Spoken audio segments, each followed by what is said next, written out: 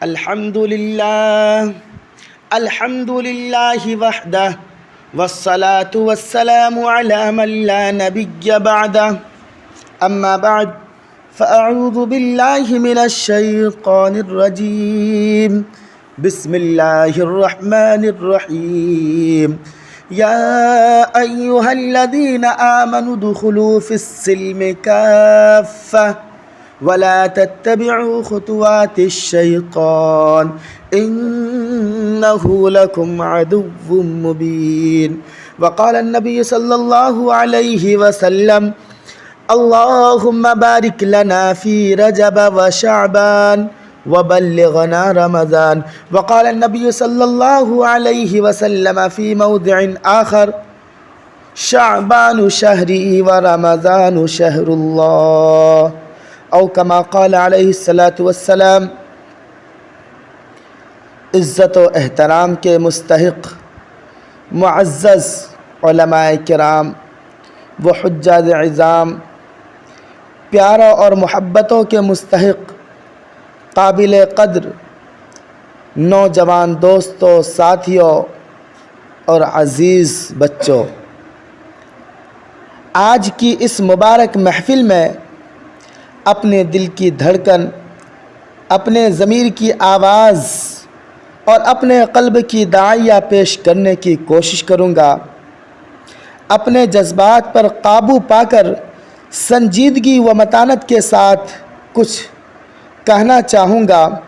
مجھے امید ہے کہ آپ حضرات بھی سنجیدگی و متانت کے ساتھ میری باتوں کو بغور سماعت فرمائیں گے.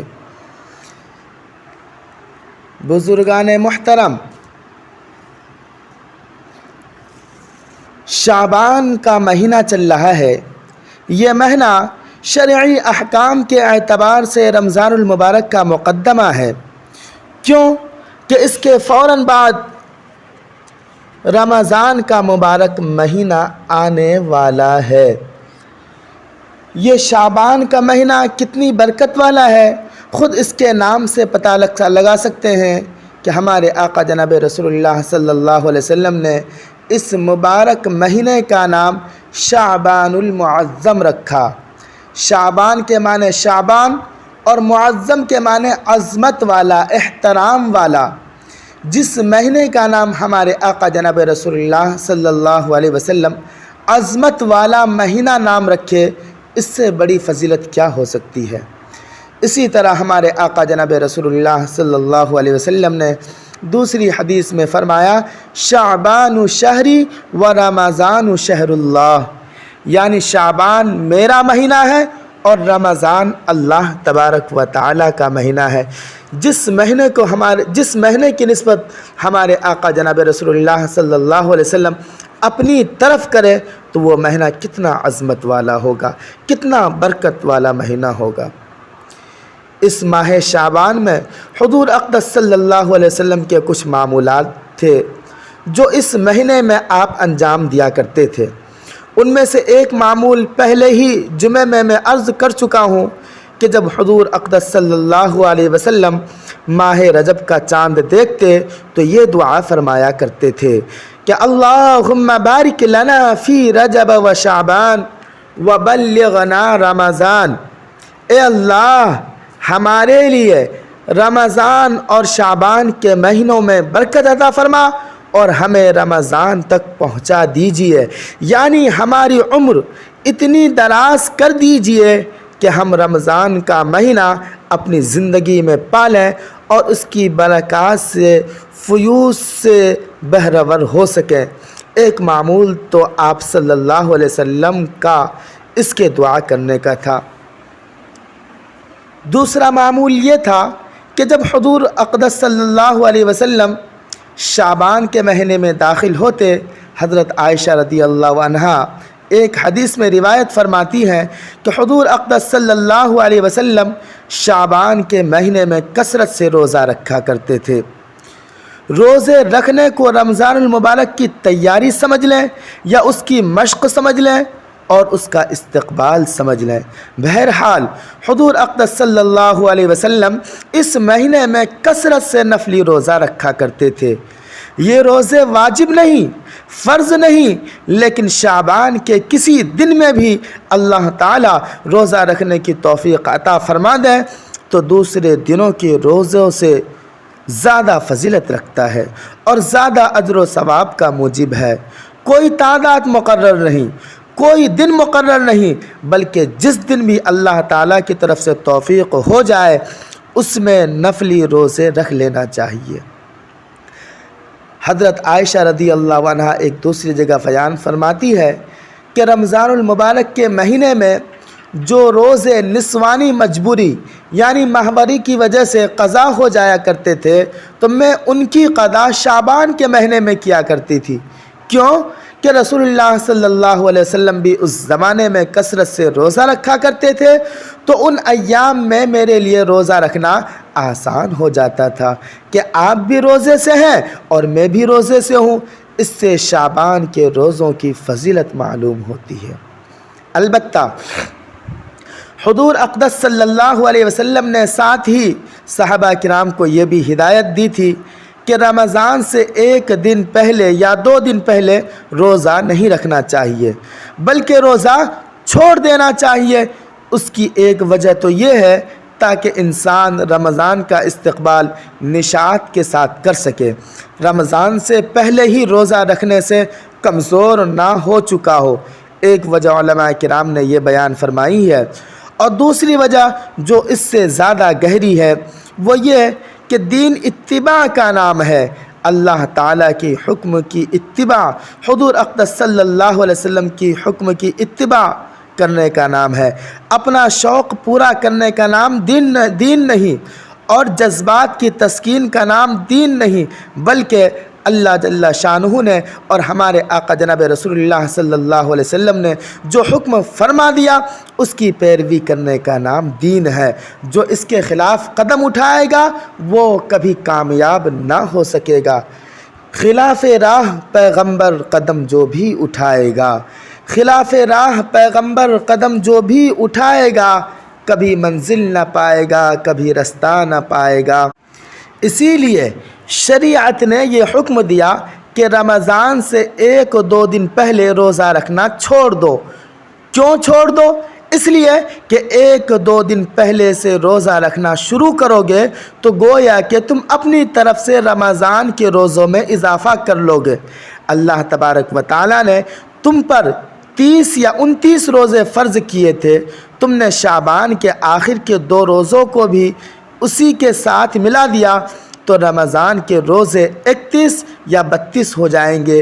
یہ اپنی طرف سے فرض روزوں کے اندر اضافہ ہوگا اور شریعت نے اس بات کا اہتمام کیا ہے کہ اللہ تعالیٰ کے مقرر کیے ہوئے فرائض میں کوئی بھی شخص کوئی بھی اضافہ نہ کرے اور کوئی کمی بھی نہ کرے، اس لیے شعبان کے آخری دنوں میں روزہ رکھنے سے منع فرمایا۔ اصل چیز اللہ جل شانہ کے حکم کی اتباع ہے۔ جب وہ کہیں بھوکے رہو تو بھوکے رہو اور جب وہ کہیں کہ کھاؤ تو کھاؤ، اس وقت کھانا ہی فضیلت والا ہے اور کھانے پر ہی ثواب ملے گا۔ کیوں کہ ان کا حکم ہے کہ کھاؤ۔ یہی معاملہ شعبان کے آخری 2 روزوں کا ہے۔ اس سے آپ اندازہ لگا سکتے ہیں کہ شریعت نے کتنی باریکی کے ساتھ اس بات کا لحاظ رکھا ہے۔ کوئی شخص دین میں اپنی طرف سے اضافہ نہ کرے، اپنی طرف سے دین میں کوئی چیز شامل نہ کرے، چاہے وہ چیز دیکھنے میں اچھی معلوم ہو رہی ہو، چاہے وہ عبادت معلوم ہو رہی ہو، لیکن اللہ تعالیٰ کے مقرر کردہ طریقوں کے خلاف ہے، اس لیے وہ عمل پسندیدہ نہیں بلکہ گناہ والا عمل ہے۔ اللہ تبارک و تعالیٰ فرماتے ہیں یا ایھا الذین آمنوا ادخلوا فی السلم کافہ، اے وہ لوگ جو ایمان لائے، اسلام میں مکمل طور پر داخل ہو جاؤ، اپنی مرضی مت چلاؤ۔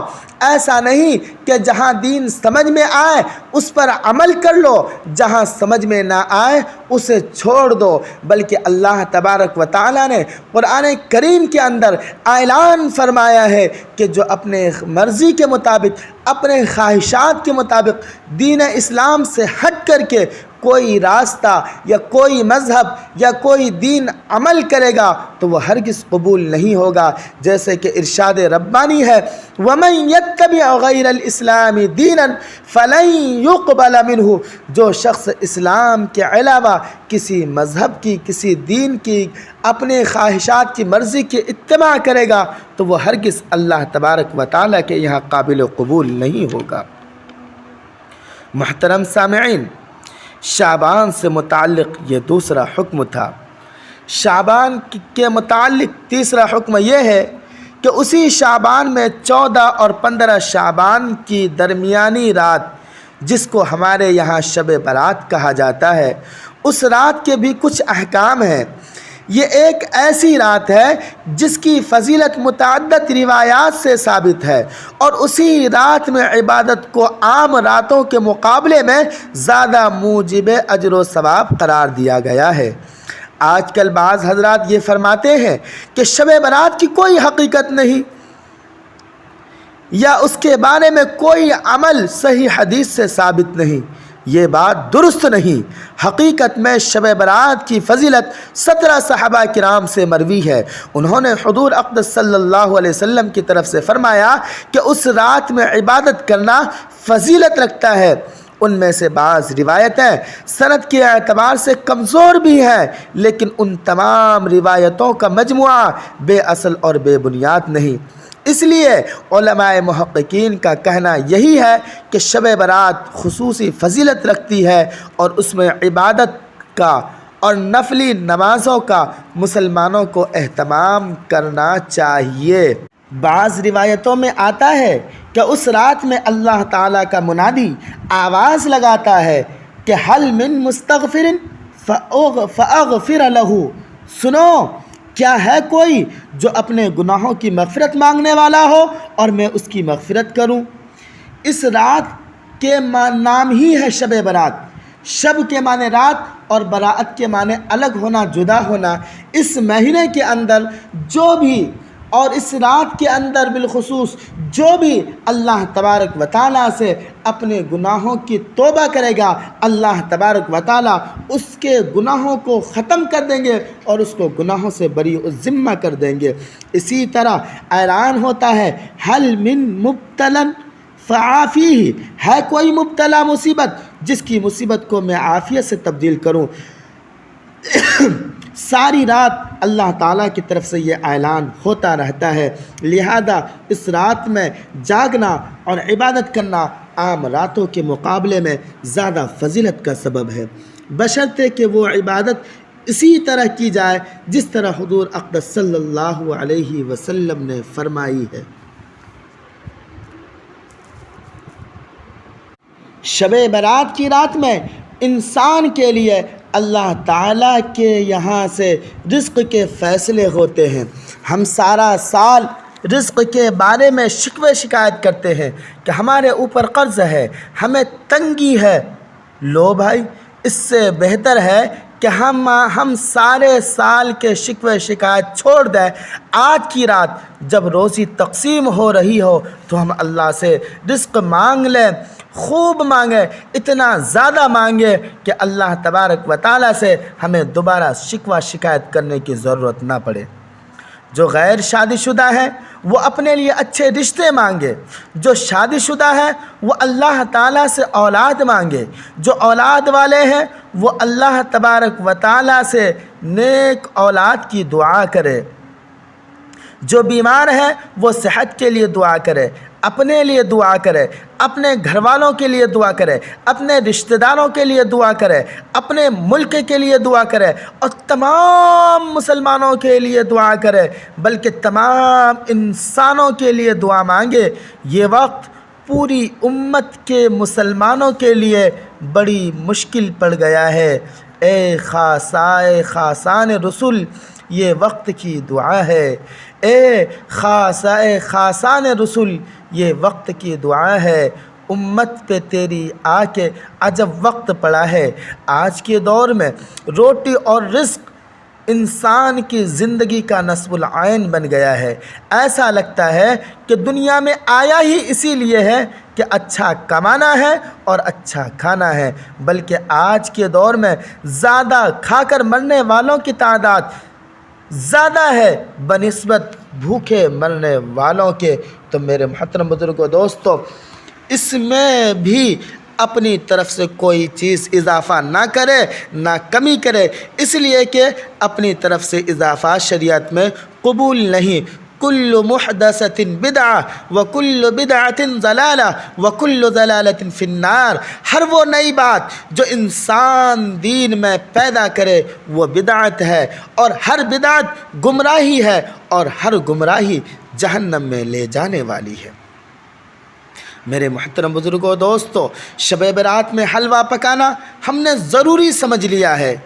یہ شریعت کی بات نہیں، یہ شیطان کا وسوسہ ہے۔ شیطان تو انسان کے پیچھے لگا ہوا ہے۔ اس نے جب یہ دیکھا کہ فضیلت والی رات آنے والی ہے اور اس رات میں مسلمان اللہ کی طرف متوجہ ہوں گے، عبادتیں کریں گے، دعائیں مانگیں گے، میرا تو اس رات میں نقصان ہو جائے گا، اس لیے شیطان نے ایسے نئے طریقے ایجاد کر دیے تاکہ لوگ عبادت کو چھوڑ کر ان طریقوں میں لگ جائیں، اور اس کے نتیجے میں اس رات سے جو فائدہ اٹھایا جا سکتا ہے وہ فائدہ نہ اٹھا سکیں۔ چنانچہ شیطان نے یہ سمجھا کہ نماز پڑھو یا نہ پڑھو، بلکہ شب برات میں حلوہ ضرور پکاؤ، اور یہ حلوہ پکانا ضروری ہے، فرض ہے۔ اگر کوئی شخص نہ پکائے تو وہ قابل مذمت ہے۔ لو بھائی، اس کے گھر تو شب برات کا حلوہ ہی نہیں پکتا، یہ تو وہابی ہے، کنجوس ہے، بخیل ہے۔ اب بتائیے کہ حلوہ کا ذکر قرآن کریم میں ہے، حدیث میں ہے، یا صحابہ کے عمل میں کہیں ہے کہ شب برات میں حلوہ پکنا چاہیے؟ قرآن کریم میں اللہ تعالیٰ نے نہ حضور صلی اللہ علیہ وسلم نے حدیث میں بیان فرمایا، نہ صحابہ کرام کے عمل سے ثابت ہے، مگر شیطان نے یہ چیز پھیلا دی اور اس کو فرض واجب سے زیادہ ضروری قرار دیا۔ اگر کسی سے کہا جائے کہ حلوہ مت پکاؤ، یہ بدعت ہے، تو جواب دیتے ہیں کہ حلوہ پکانے میں کیا حرج ہے؟ حلوہ کوئی حرام چیز ہے؟ ارے بھائی، حلوہ حرام نہیں تو تم روزانہ پکاؤ، لیکن شب برات کو خاص طور پر حلوے کے لیے مخصوص کر لینا اور اس کو فرض واجب قرار دینا، کوئی نہ پکائے تو اس پر ملامت کرنا، یہ اپنی طرف سے دین میں اضافہ ہے جو اللہ تعالیٰ کو گوارا نہیں۔ محترم سامعین، یہ مبارک راتیں جن میں جاگنے اور عبادت کرنے کا حکم دیا گیا ہے، اس عبادت کا اصل طریقہ یہ ہے کہ آدمی براہ راست اپنے پروردگار کے ساتھ رشتہ قائم کرے، تنہائی میں اور خلوت میں اللہ تعالیٰ کی بارگاہ میں حاضر ہو، بس وہ ہو اور اس کا اللہ ہو، اور اس رات میں عبادت بھی کریں، سجدے بھی کریں، دعائیں بھی مانگیں، تلاوت بھی کرے۔ جتنا خلوت میں اللہ تعالیٰ کی عبادت کرے گا اتنا ہی اللہ تعالیٰ کے ساتھ تعلق مضبوط ہوگا، اتنا ہی اجر و ثواب زیادہ ملے گا، اتنی ہی دعائیں قبول ہوگی۔ لیکن آج کل ہم نے ان راتوں میں جلسوں کا سلسلہ شروع کر دیا، میلاد کا سلسلہ شروع کر دیا، قرآن خوانی کا سلسلہ شروع کر دیا۔ یہ مبارک رات جلسوں کے انتظام میں صرف ہو رہی ہے، کھانے پکانے میں لگ رہے ہیں، دیگیں چڑھ رہی ہے، دعوتیں ہو رہی ہے۔ نتیجہ اس کا یہ ہوا کہ وہ رات کہ جس کا ایک ایک لمحہ قیمتی تھا وہ ان فضول کاموں میں صرف ہو رہی ہے۔ ارے اللہ تعالیٰ نے یہ مبارک رات عطا فرمائی ہے، اس میں جتنا بھی موقع مل جائے بس گوشائے تنہائی میں اپنے اللہ سے رابطہ قائم کرو۔ اس رات میں نفل نمازیں پڑھو، لمبی لمبی سورتیں اگر یاد ہو تو وہ ان نمازوں میں پڑھو، دعائیں کرو، مناجات مسنون میں جو دعائیں درج ہیں وہ کریں، اپنے لیے دعا کریں۔ آج پوری امت مسلمہ ایک عظیم آزمائش میں مبتلا ہے، اور خاص طور پر ہمارا ملک چاروں طرف سے خطرات میں گھرا ہوا ہے۔ اس لیے دعا کریں، اللہ تعالیٰ سے مانگیں، ان کاموں میں اس رات کو صرف کرنا چاہیے۔ اللہ تعالیٰ اپنے فضل و کرم سے ہم سب کو اس کی توفیق عطا فرمائے۔ اس کے بعد اگلے دن یعنی 15ویں شعبان کے روزے کے بارے میں کوئی حدیث صحیح سند سے ثابت نہیں۔ یہ جو مشہور ہے کہ 15 شعبان کا روزہ فضیلت والا ہے، اس بارے میں جو حدیث آئی ہے اس کی سند بہت کمزور ہے، قابل اعتبار نہیں۔ البتہ جیسا کہ میں نے ابھی عرض کیا کہ حضور صلی اللہ علیہ وسلم شعبان کے پورے مہینے میں کثرت سے روزہ رکھا کرتے تھے، لہٰذا وہ فضیلت جس طرح آج کے دن کو حاصل ہے 15ویں شعبان کے دن کو بھی حاصل ہے، لیکن خاص طور پر 15 شعبان کے روزے کو زیادہ فضیلت والا سمجھا کر روزہ رکھنا مناسب نہیں۔ البتہ پورے مہینے میں جب بھی موقع مل جائے روزہ رکھ لیا جائے، اس شب برات کو گزارنا چاہیے، اس رات میں مغفرت کی جاتی ہے۔ البتہ اس رات کے بارے میں ایک حدیث شریف میں آتا ہے کہ اللہ تعالیٰ اس رات میں اتنے لوگوں کی مغفرت فرماتے ہیں جتنے قبیلہ بنی کلب کے بکریوں کے جسم پر بال ہوتے ہیں۔ عرب کا قبیلہ بنی کلب ایک بہت بڑا قبیلہ تھا اور وہ بکریاں بہت پالتے تھے اور ہر بکری کے جسم پر بہت بال ہوتے تھے۔ سارے قبیلوں کی بکریوں کے جسم پر جتنے بال ہوتے ہیں اسی مقدار میں اللہ تعالیٰ انسانوں کی مغفرت فرما دیتے ہیں۔ محترم سامعین، اللہ کا کرم ہے کہ اللہ نے ہمیں شریعت دیا، قرآن دیا، تمام چیزیں دیا، ہم لوگ اچھی زندگی گزار رہے ہیں، ورنہ دوسرے لوگ جن کے پاس قرآن نہیں ہے، حدیث نہیں ہے، کوئی طریقہ نہیں ہے، وہ سور کھا رہے ہیں، کتے کھا رہے ہیں، خنزیر کھا رہے ہیں، بلی کھا رہے ہیں، جو مرضی ہے سو کھا رہے ہیں۔ آپ اس واقعے سے اندازہ لگا سکتے ہیں کہ ایک ہمارے پیر صاحب کے دوست تھے، وہ جب چین گئے ان کو بہت تیز بھوک لگی۔ وہ انگریزی زبان جانتے تھے لیکن چائنا کی زبان نہیں جانتے تھے، بھوک سے پریشان تھے۔ ایک شخص گزرا، اس کو بلائے اور بلا کر کے وہ اپنی بات سمجھانا تو نہیں چاہ سکتے تھے، لیکن انہوں نے اشارے سے اپنے پیٹ کی طرف اشارہ کر کے بتلایا کہ مجھے بھوک لگ رہی ہے، کہیں کھانا کا نظم ہو تو وہاں مجھے پہنچا دیجیے۔ چنانچہ وہ بندہ ان کا ہاتھ پکڑ کر ایک ٹوائلٹ کے سامنے لے جا کر کے کھڑا کر دیا۔ سوچا کہ اس کے پیٹ میں مڑوڑ ہو رہی ہے اور اس کو بیت الخلاء کی ضرورت ہے، اس لیے سامنے وہاں لے آ کر کے پہنچاتے۔ جب دیکھتا ہے کہ سامنے تو بیت الخلاء ہے، اسے شرمندگی ہوئی، پھر وہ دوبارہ واپس آیا، پھر ایک اور بندے کو آتے ہوئے دیکھا۔ جب دیکھا کہ وہ اس کے قریب آ گیا ہے تو اسے دوسرا طریقہ سے اپنی بات کو سمجھانا چاہا کہ منہ کی طرف اشارہ کیا اور کہا کہ مجھے بھوک لگی ہوئی ہے، کہیں ہوٹل تک مجھے پہنچا دیجیے۔ چنانچہ وہ شخص ان کو ایک ہوٹل کی طرف لے کر کے گیا۔ جب ہوٹل میں پہنچے ہیں تو دیکھ رہے ہیں کہ ایک طرف مچھلیاں تلی ہوئی ہے، ایک طرف گوشت بن رہے ہیں، وہیں اس کی نظر اس جگہ بھی پڑی ہے کہ ایک چوہا ہے، بالکل اس کے پاؤں ہاتھ سلامت ہے، فرائی کیا ہوا ہے۔ اس کے دل میں بڑا گھن محسوس ہوا۔ کہیں دیکھ رہے ہیں کہ بلی ہے، کہیں دیکھ رہے ہیں کچھ بندر ہے، کہیں کچھ ہے، پریشان ہو گیا، لیکن بھوک لگی ہوئی تھی کہ مرتا تو کیا نہ کرتا۔ ایک طرف دیکھا کہ بڑی بڑی بوٹیوں والا گوشت بنا ہوا ہے، چنانچہ اس کے طرف گیا اور ہوٹل والے سے کہا کہ مجھے بھائی یہ دے دو۔ چنانچہ جب ہوٹل والا سالن نکالنے لگا، سوچا میں تو کھا تو لوں گا لیکن پوچھ تو لوں کہ یہ کس چیز کا گوشت ہے۔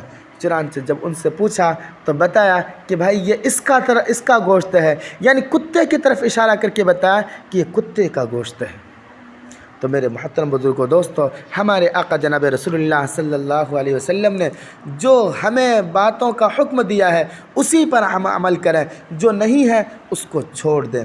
دوسری بات، آخری بات، اس رات میں قبرستان جانے کے بارے میں عرض کرنی ہے، وہ یہ ہے کہ ایک روایت میں آتا ہے کہ ساری حیات طیبہ میں جناب رسول اللہ صلی اللہ علیہ وسلم صرف ایک مرتبہ اس رات میں جنت البقیع کے قبرستان میں تشریف لے گئے، اور وہ روایت بھی سندن اتنی زیادہ مضبوط بھی نہیں ہے، اور وہاں پر قبلہ رو ہو کر دعائیں مانگی، لیکن پوری زندگی میں ایک ہی مرتبہ پیش آیا، ہر سال جانے کا معمول نہیں تھا۔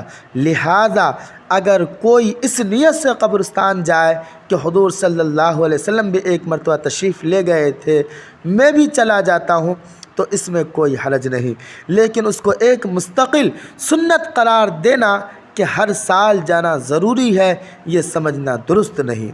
اسی طرح اگر کوئی شخص قبرستان جا کر اپنے مردوں کے حق میں دعائیں کرے اور اپنے حق میں دعائیں کرے تو اس میں کوئی مضائقہ نہیں۔ اللہ تعالیٰ اپنے فضل و کرم سے اور اپنی رحمت سے ہمیں اس راز سے صحیح فائدہ اٹھانے کی توفیق عطا فرمائے اور اپنے غضب اور ناراض